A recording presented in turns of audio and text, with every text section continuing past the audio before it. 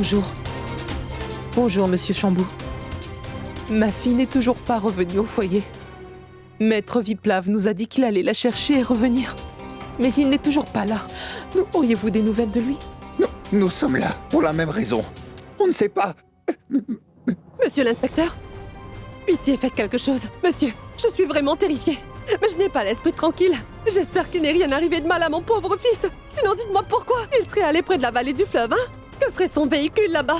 Tout ça n'est vraiment pas normal. Il a dû lui arriver quelque chose de grave. Pitié, monsieur, retrouvez-le. Écoutez, on fait notre mieux, d'accord? Ne vous en faites pas. Nous vous ramènerons votre fils très bientôt. Dites-moi, comment le ramènerez-vous? Hein? Vous faites de votre mieux? Comment en restant assis derrière votre bureau?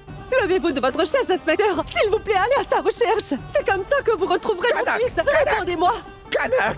Mais l'inspecteur nous a dit qu'il faisait de leur... Pourquoi exactement? Est-ce que tu dois porter des lunettes ou quoi? Tu ne vois pas? Il est assis derrière son bureau tranquillement, se tourner les pouces.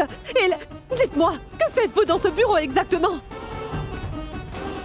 Écoutez-moi bien, inspecteur. J'ai énormément de respect pour vous. Mais je vous jure que s'il arrive quelque chose à mon fils, vous ne vous en tirerez pas comme ça.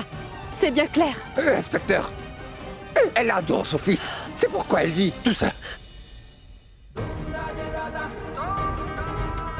C'est à cause de la fille dévergondée d'une sorcière qu'aujourd'hui, mon pauvre fils se retrouve dans un tel pétrin. Hein? Aujourd'hui, je ne t'épargnerai pas. Mais faites-la raisonner. Qu'est-ce que ta dévergondée de fille veut à mon fils, hein? Lâchez-lui le bras. Ta fille a déjà perdu un premier mari. Et maintenant, elle essaie de mettre le grappin sur mon fils, hein? Dis-moi, trouve mon fils. Non. Lâchez son bras. Non. Non, toi, tu me lâches. Hein? Lâche-la. Dis-moi, mon Kanak. fils. Oh, arrêtez-moi ce cinéma. Allez-vous-en maintenant. Écoute, s'il arrive quoi que ce soit à mon fils, moi, Kanak, je jure que vous brûlerez toute vivante, à commencer par ta dévergondée de fille. Lâchez. Est-ce que tu m'as bien comprise, hein? Doulari, ça va? Est-ce que ça va? Qu'est-ce qui te prend? Lâche-moi!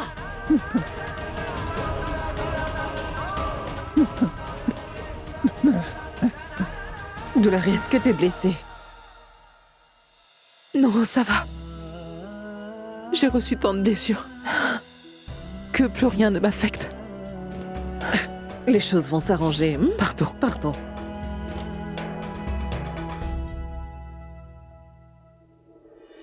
Oh non. Il est brûlant de fièvre. Écoute, ma fille, tu es fatiguée. Mange et repose-toi un peu. Non, madame. Je vais bien. Et je n'irai nulle part. Si tu ne manges pas, tu vas tomber malade. Puis, comment tu t'occuperas de ton mari?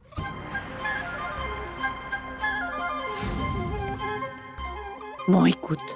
Lorsque tu auras faim, ma fille, il y a un plat qui se trouve dans la cuisine. Mange-le. Et s'il te faut quoi que ce soit d'autre, tu peux me réveiller. D'accord?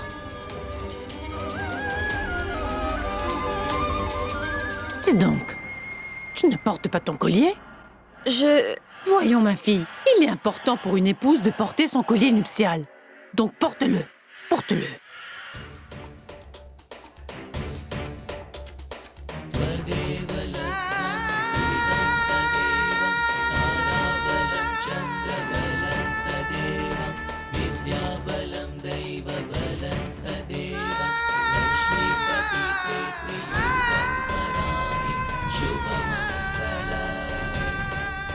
Dani?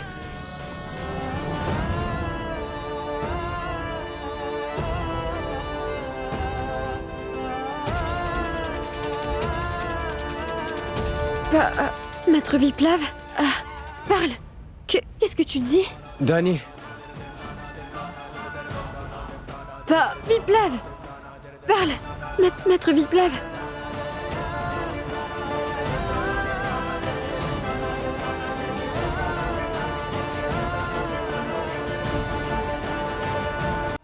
Parle.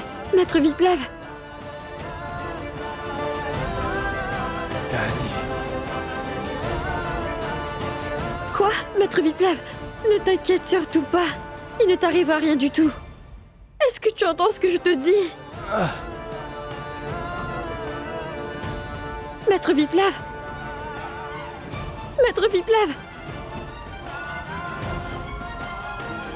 Maître Viplav? Dis-moi quelque chose.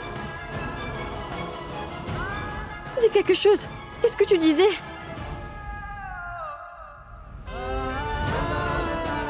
Mon Dieu! Il est en train de brûler de fièvre.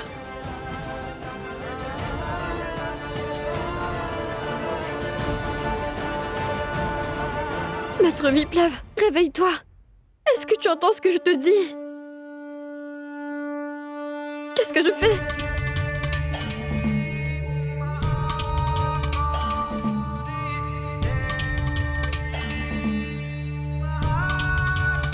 Les perles sur le collier servent de talisman. Et le collier représente un fil sacré qui sert comme une sorte de protection pour le mari. C'est pourquoi il est important pour une épouse de porter son collier nuptial. Tu vois?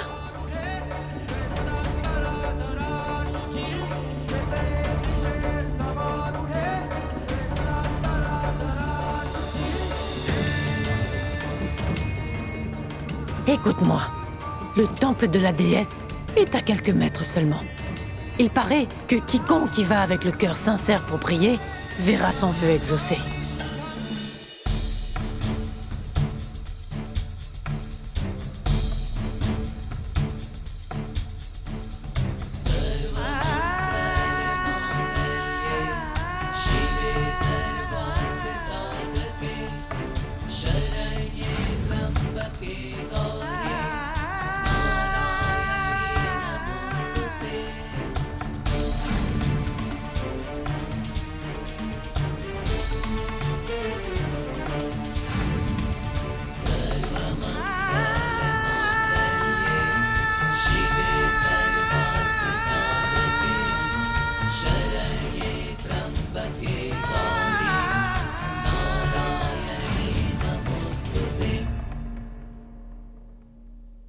La guérison de Maître Viplav ne repose que sur moi.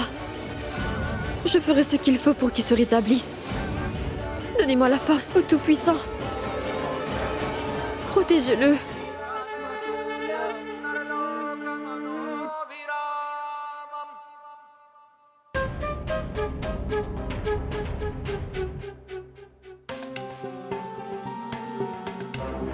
Mange quelque chose. Tu n'as rien avalé depuis hier soir. Tiens, mange. Eh bien, dis-moi quelque chose. Où est Danny? Est-ce que tu es ici pour m'espionner? Hein? Mais comment veux-tu que je sache où est Danny? Écoute, si tu sais quelque chose sur l'endroit où se trouve Maître Viplav et Danny, je t'en prie, dis-le-moi. Dis-moi où elle est. Écoute, je peux te jurer sur la tête de ma mère que je n'ai rien fait à Danny. Je n'ai fait qu'envoyer quelques-uns de mes hommes pour donner une bonne leçon à Danny. Mais je n'ai aucune idée où ils sont tous les deux. J'en ai plus qu'assez de toutes tes manigances, Tripurari.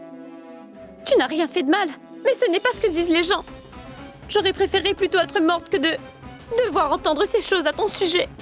Si c'est le cas, alors pourquoi tu ne meurs pas? Je ne demande que ça, cela me soulagerait d'un fardeau et de cette tension, tu comprends? Écoute, je t'en supplie, ne me mens pas. Je veux juste la vérité. Mais qu'est-ce que tu crois? Que je jurerai sur la tête de ma mère avec légèreté?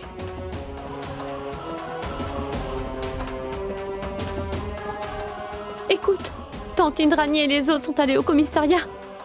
C'est pourquoi j'insiste pour que tu me dises tout ce que tu sais pendant qu'il est encore temps. Autrement, tu risques d'avoir beaucoup de problèmes, tu sais. Voyons, pourquoi est-ce que tu ne me fais pas confiance? Il n'y a pas une seule personne qui ait confiance en moi. Même ma mère n'a plus aucune confiance en moi désormais, Suverna. Toi au moins tu aurais pu faire confiance à ton mari, non?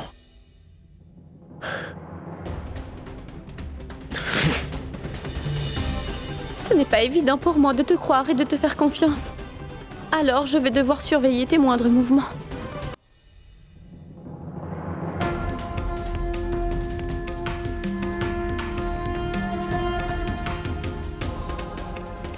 Je ferai n'importe quoi pour sauver la vie de Maître Viplav.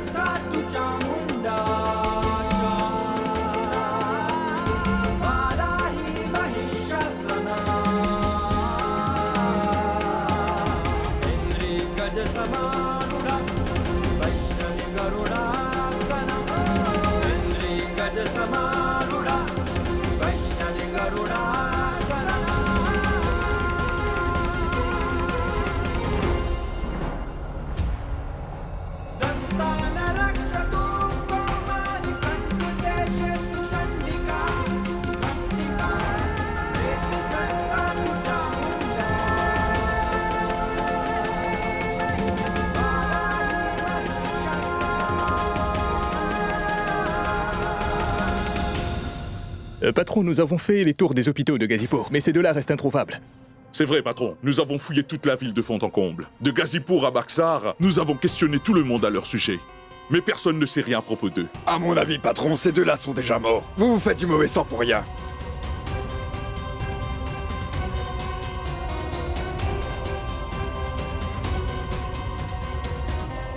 Si je devais te tuer, que se passerait-il, dis-moi? Bien, je mourrai, patron. Et après ça, où se trouverait ton corps? Mon corps serait à vos pieds, patron. Comme ton corps serait à mes pieds si je devais te tuer, je voudrais que leur corps soit à mes pieds également. Espèce d'idiot. Prends tous les hommes qu'il te faut. Mets-les tous au travail s'il le faut. Mais je veux que vous me retrouviez ces deux-là au plus vite. Je veux que vous passiez la ville au peigne fin. Fouillez tous les quartiers, toutes les maisons. Au boulot. Abruti.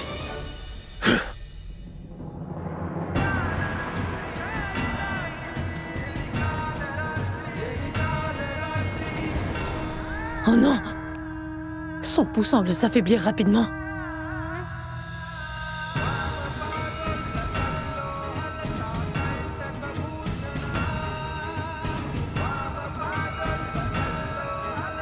On dirait qu'il ne va pas tarder à mourir. Il faut que j'appelle le médecin immédiatement.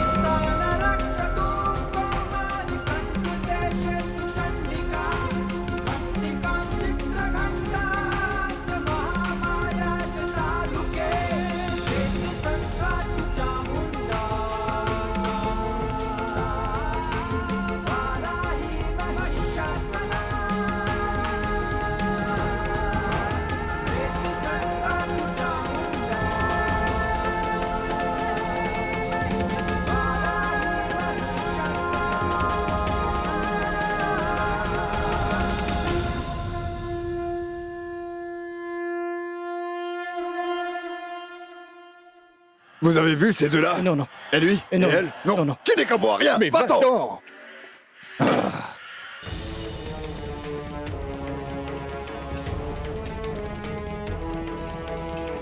Allez, viens. Demandons à cette femme. D'accord.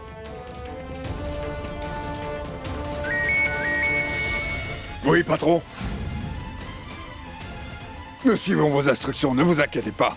Oui, il y a un homme auprès de la rivière. Je pense qu'il pourrait être là. Oui, patron. Bien sûr. Tu viens?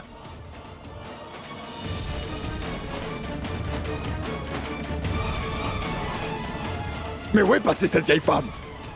Allez, continuons. Partons.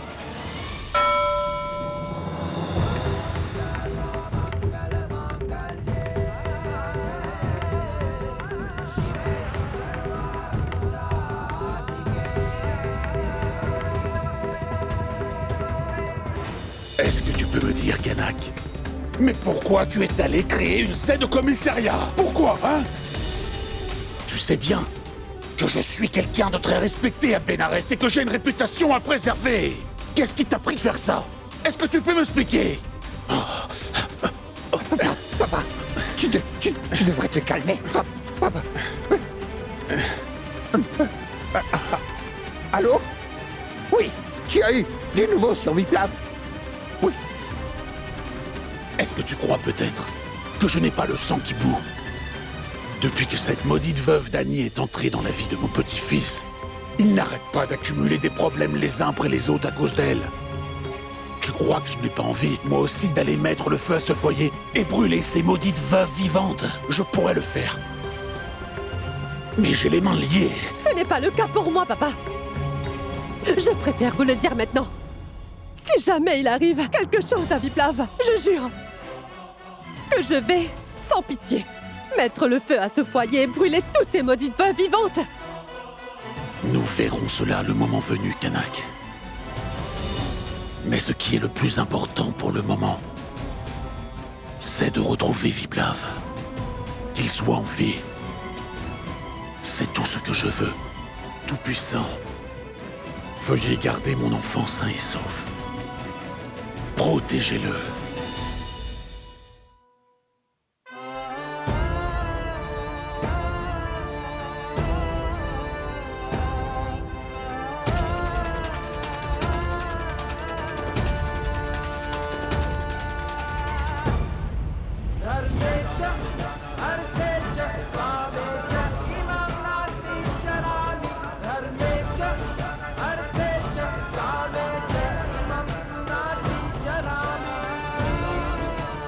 Maintenant que j'ai apporté la lampe, Maître Viplav devrait s'en remettre.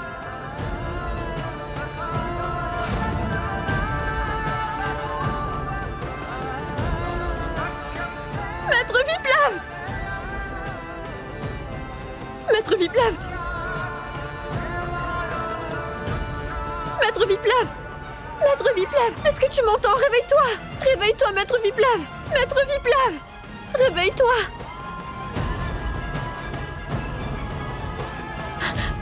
Réveille-toi, je t'en supplie! Réveille-toi, Maître Viplav! Allez, s'il te plaît, réveille-toi!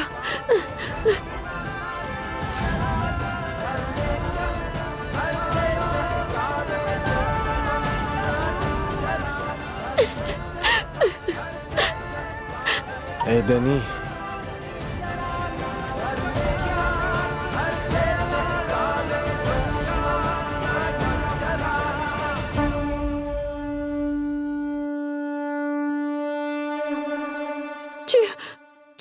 Tu vas bien?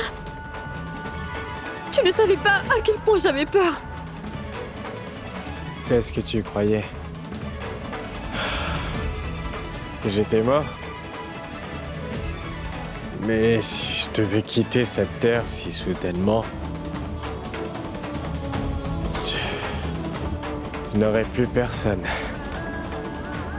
pour te narguer. Tu sais, si jamais, dans un moment de joie, tu voulais me serrer très fort dans tes bras, je n'aurais rien contre.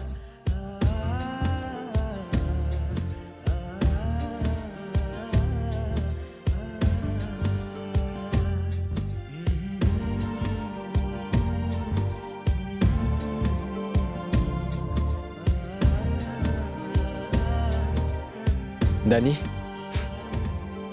Où sommes-nous?